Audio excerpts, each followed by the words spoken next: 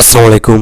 প্রাথমিক বৃত্তি পরীক্ষা 2025 তোমাদের বাংলা যে বিষয়টি রয়েছে পরীক্ষা অনুষ্ঠিত হবে 15 তারিখ, এবং এই বিষয়ে তোমাদের একটা পূর্ণাঙ্গ একটা প্রশ্নপত্র একই সাথে হচ্ছে উত্তর সহ দিয়ে দিয়েছি। এবং এই প্রশ্নপত্র থেকে তোমাদের কিন্তু অধিকাংশই কমন থাকবে, হুবহু থাকবে, ঠিক আছে। মোটামুটি অবশ্যই ভিডিওটি শুরু থেকে শেষ পর্যন্ত দেখবে, এবং যারা অভিভাবক রয়েছেন ভিডিওটি অবশ্যই বাচ্চাদের দেখাবেন আসলে বাংলা বিষয়ে কী টাইপের প্রশ্ন করা হবে এবং কীভাবে আনসার করতে হবে। তো যেহেতু 100 নম্বরের পরীক্ষা, এটা খুবই গুরুত্বপূর্ণ। এই বাংলা বিষয়টি আবশ্যিক বিষয়, এবং একই সাথে হচ্ছে যে এখানে বাংলা কিন্তু বিষয় কোড হচ্ছে এক, ঠিক আছে, এটা মনে রাখতে হবে। আচ্ছা, যা হোক, আমরা হচ্ছে দেখবো যে আসলে বাংলা বিষয়ে কী টাইপের প্রশ্ন আসে, এবং প্রথমে কী আসবে তারপরে কী আসবে, ঠিক আছে। আচ্ছা, আমাদের সময় হচ্ছে 2 ঘন্টা 30 মিনিট, ঠিক আছে, এটা মনে রাখতে হবে। এই 2 ঘন্টা 30 মিনিটের মধ্যে আমাদের বাংলা বিষয়ের যে যতগুলো প্রশ্ন করা হবে সবগুলো আনসার করতে হবে।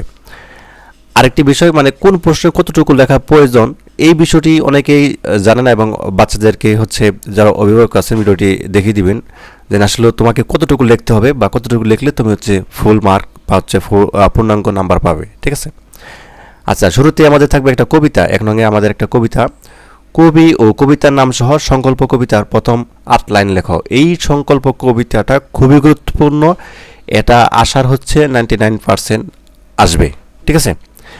আচ্ছা, ছোট করে বলে নিই, যারা অভিভাবক রয়েছেন এই মুহূর্তে দেখতেছেন ভিডিওটি, প্রাথমিক বৃত্তি পরীক্ষার জন্য আমরা একটা সাজেশন দিতেছি, মাত্র 24 পৃষ্ঠা একটা সাজেশন। এইটা পড়লেই যথেষ্ট, বাচ্চাদের আর অন্য কিছু পড়ার দরকার নেই। এটার মূল্য রেখেছি মাত্র 100 টাকা, ঠিক আছে। এটা কিনতে হলে কী করতে হবে, যে নাম্বারটি রয়েছে এই নাম্বারটির মধ্যে হোয়াটসঅ্যাপ বা ইমো আছে, এখানে আমাকে মেসেজ করলে হচ্ছে পেয়ে যাবেন, পিডিএফ ফাইল দিব। আর বিকাশ বানো করতে পেমেন্ট করতে হবে, নাম্বার হচ্ছে এটাই।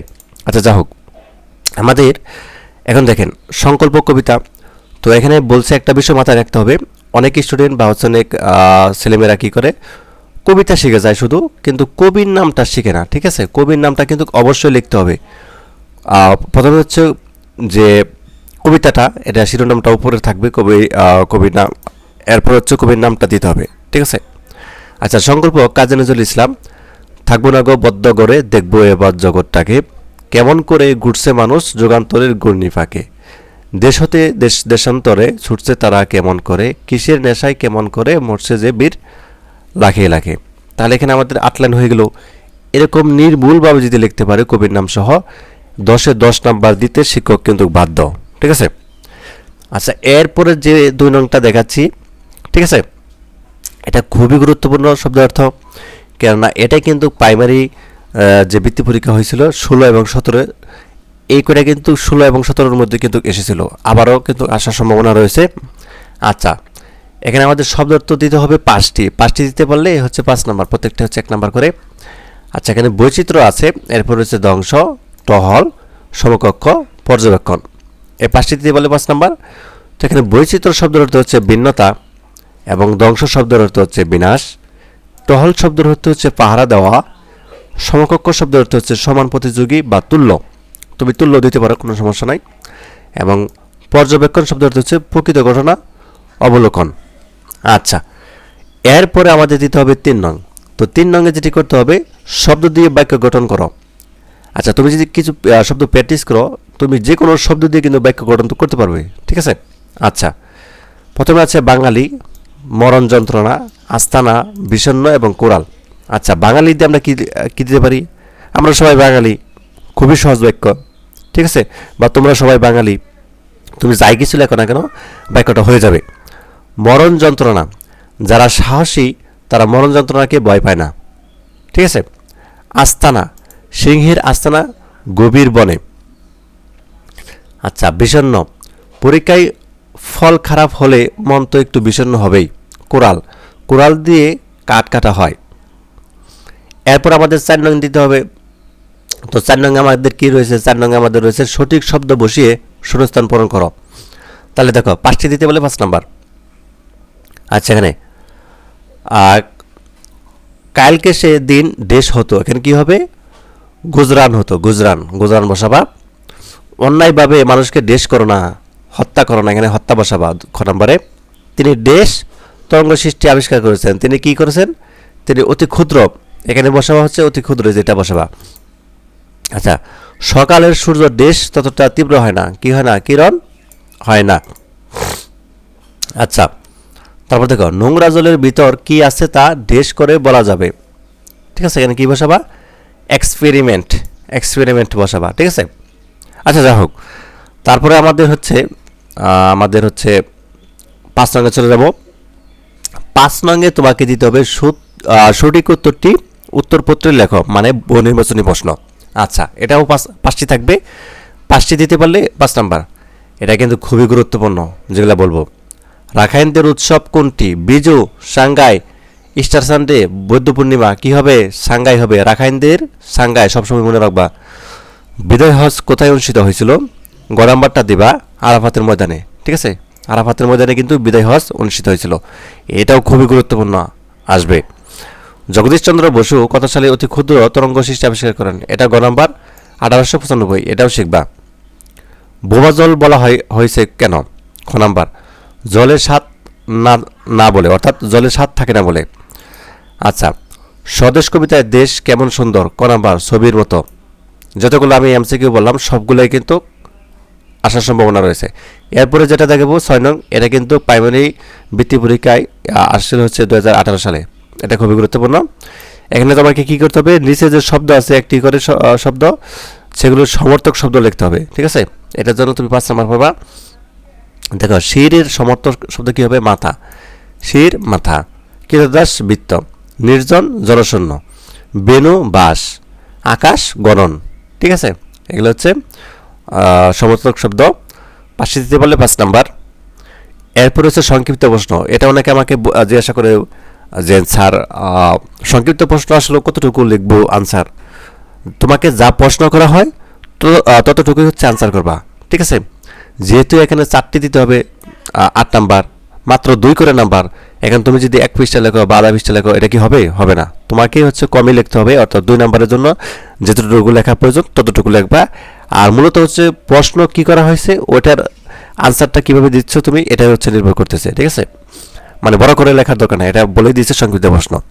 আচ্ছা, আমি যদি প্রথম প্রশ্নটা দেখি ক নাম্বার, মহানবী সাল্লাল্লাহু আলাইহি সাল্লাম কোথায় দাঁড়িয়ে ভাষণ দেন? এটি মহানবী সাল্লাল্লাহু আলাইহি সাল্লামের কততম ভাষণ ছিল? তাহলে মহানবী সাল্লাল্লাহু আলাইহি সাল্লাম কোথায় দাঁড়িয়ে ভাষণ দেন? তো তুমি লিখবা মহানবী সাল্লাল্লাহু আলাইহি সাল্লাম জাবালে রাহমাত নামক পাহাড়ে দাঁড়িয়ে ভাষণ দেন। শেষ আনসারটা এটুকু। এটি মহানবী সাল্লাল্লাহু আলাইহি সাল্লাম কততম ভাষণ ছিল?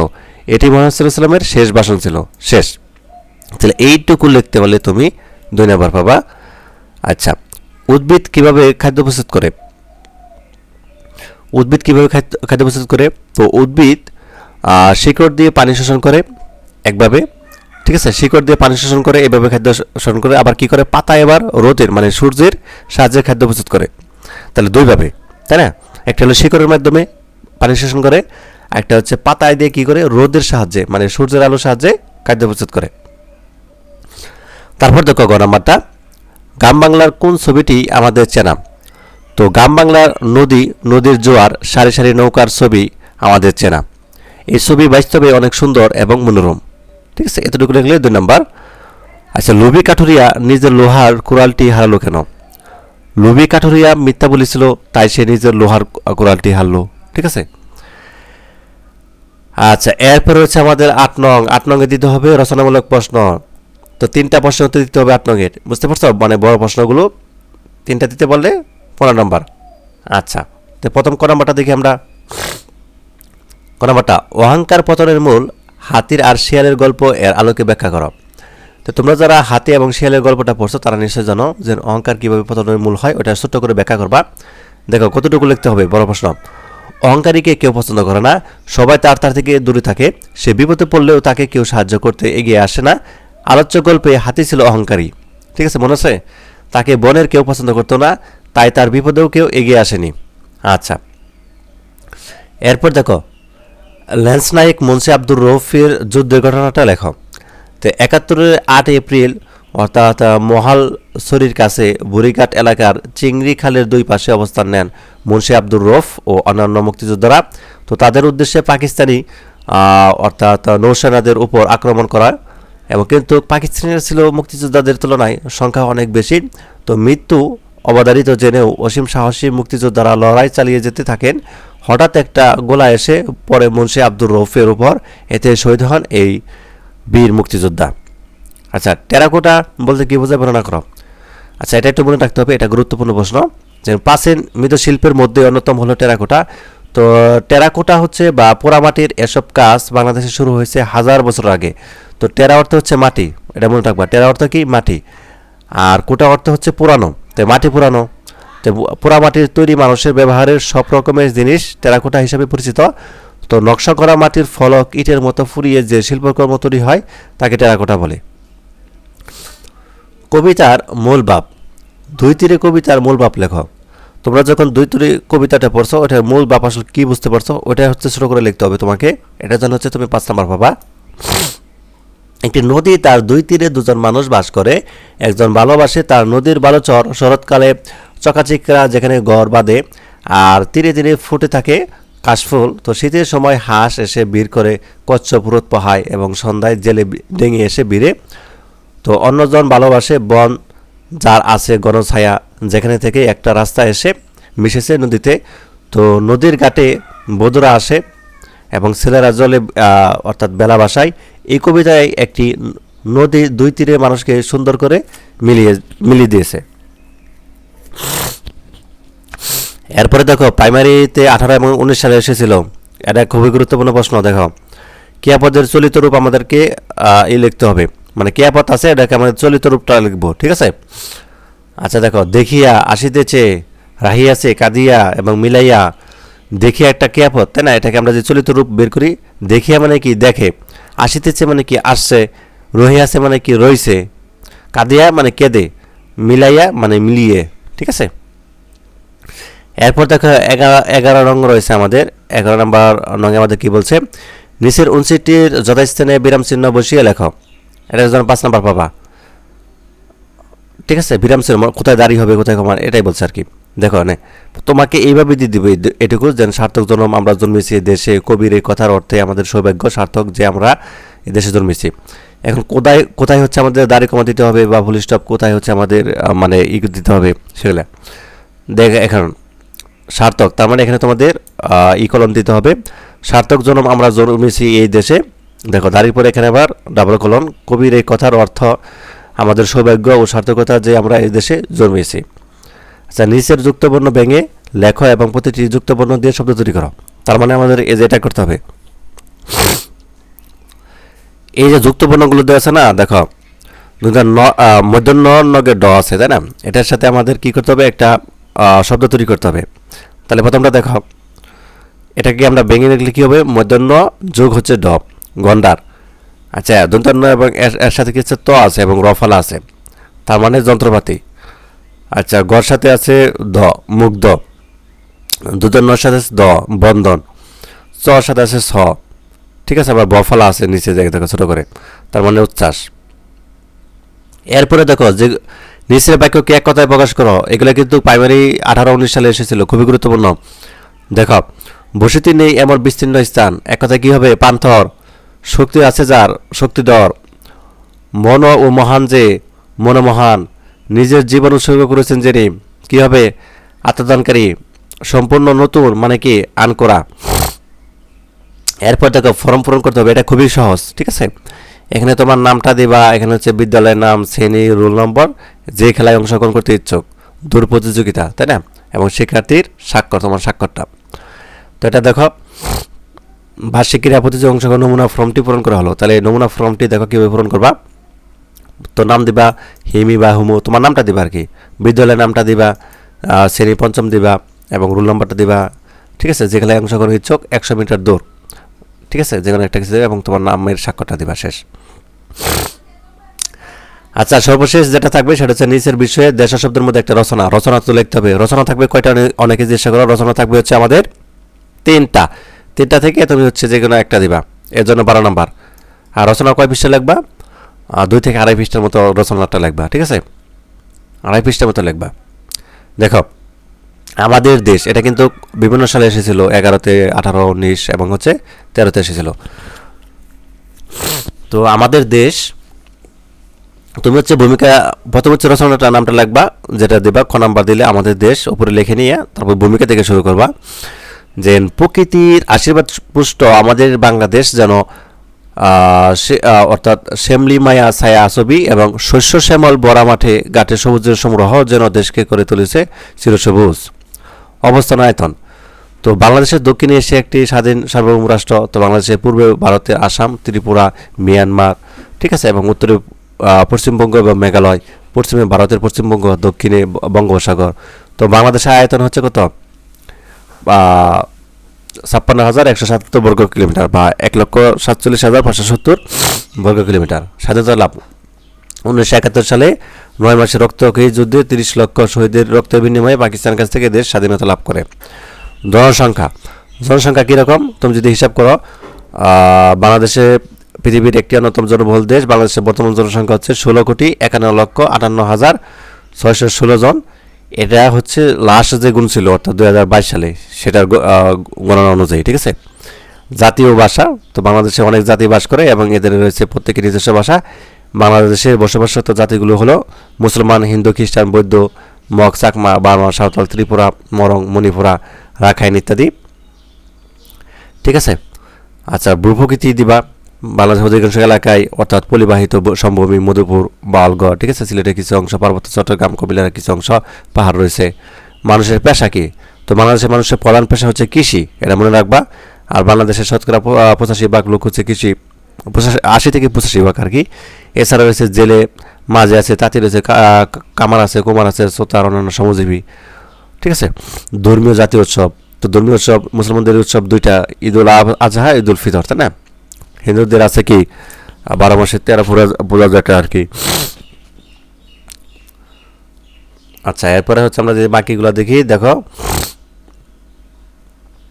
অর্থনৈতিক অবস্থা দিবা, বাংলাদেশের অর্থনৈতিক প্রধান কৃষির উপর নির্ভরশীল, ঠিক আছে। প্রাকৃতিক সম্পদ দিবা, বাংলাদেশের অন্যতম প্রাকৃতিক সম্পদ কি? প্রাকৃতিক গ্যাস আছে কিন্তু বাংলাদেশে, ঠিক আছে। এছাড়াও কয়লা আছে বা সোনা পাথর সহ অনেক প্রাকৃতিক সম্পদ রয়েছে। উপসংহার দিবা, মা ও মাতৃভূমি আমাদের সবার প্রিয়, তো আমরা আমাদের দেশকে ভালোবাসি, যে কোনো অবস্থায় দেশের মান রক্ষা আমাদের দায়িত্ব, কর্তব্য। তো বর্ষাকালটা দিবা, বর্ষাকাল যে রচনাটা আছে এটাও শিখবা, সামনে যেহেতু বর্ষাকাল, তো এটার ভূমিকা দিবা। এটাও কিন্তু অনেক সালে এসেছিল, 15, 16, 17, 18, ঠিক আছে। তো ঋতু পালা বদল করে সারাটি বছর ধরে নিয়ে আসে সৌন্দর্যের বিচিত্র পসরা। এর মধ্যে বর্ষা হলো দ্বিতীয় ঋতু বা বর্ষা ঋতুটি আমাদের নিসর্গ চেতনামূলক সবচেয়ে বেশি ছাপ ফেলে। বর্ষার আগমন, কখন বর্ষা আগমন ঘটে? আষাঢ় শ্রাবণের 2 মাসে বর্ষাকাল, ঠিক আছে। এগুলো সুন্দরভাবে দেবা। বর্ষার সৌন্দর্য একটু কমে কমে লিখবা, যেমন এই পর্যন্ত এটা লিখলে হবে। আবার বর্ষার অবদান, তো আষাঢ়ের ঘন কালো মেঘ কিশোরের মনে আনে পলিমাটির স্বপ্ন। বেকুল বর্ষণের মধ্যে যে পায় আসন্ন শস্যের আনন্দ বার্তা। এ সময় কৃষক সোনালি হাঁস পাট গড়ে তোলে আর আউশ ধানের সম্ভারে তার আঙ্গিনা পূর্ণ হয়ে ওঠে। তারপর দেখো বর্ষার বিনাশী রূপ। অনেক সময় কি হয়, অতি বর্ষণে কৃষকের স্বপ্ন লালিত ফসল বিনষ্ট হয়ে যায়। কখনো প্রবল বন্যায় প্রবলিত হয় শহর, বন্দর, গ্রামগঞ্জ, জল ভেসে যায় ঘরবাড়ি। উপসংহারটা দিয়ে দিবা। এরপরে গ নাম্বার আরেকটা আছে রচনা, যেমন এটা 19 সালে এসেছিল, প্রিয় বই, ভূমিকা, তাই না। বই জ্ঞানের প্রতীক, বই আনন্দের প্রতীক। বই পড়ে বিভিন্ন দেশ, রাষ্ট্র, জাতি, ধর্ম, গাছপালা, জীবজন্তু, আবহাওয়া প্রভৃতি সম্পর্কে জানা যায়। একটি ভালো বই সারা জীবনের বন্ধুদের মতো পাশে থেকে সাহায্য করে, আনন্দ দেয়। তারপরে প্রিয় বই পরিচিতি দিবা। আমি গল্প পড়তে বই পছন্দ করি। আমার প্রিয় বইটির নাম হলো দুই বাংলার ছোটদের শ্রেষ্ঠ গল্প। এই বইটি কোনো একজন লেখকের লেখা নয়, পশ্চিমবঙ্গ এবং বাংলাদেশের শ্রেষ্ঠ সাহিত্যিক গল্পকার গল্প নিয়ে বইটি সম্পাদনা করেছেন দুই বাংলার দুজন সাহিত্যিক, ঠিক আছে, একলাসউদ্দিন আহমেদ ও লীলা মজুমদার। বিষয়বস্তু সম্পর্কে লিখবা, কেন বইটা ভালো লাগে, ঠিক আছে। তারপর উপসংহারটা দিয়ে দিবা এখানে।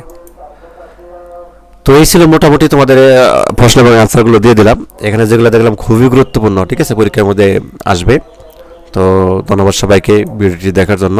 আর যারা সাজেশন নিতে চাও, হোয়াটসঅ্যাপ বা ইমো রয়েছে নাম্বারটির মধ্যে যোগাযোগ করো।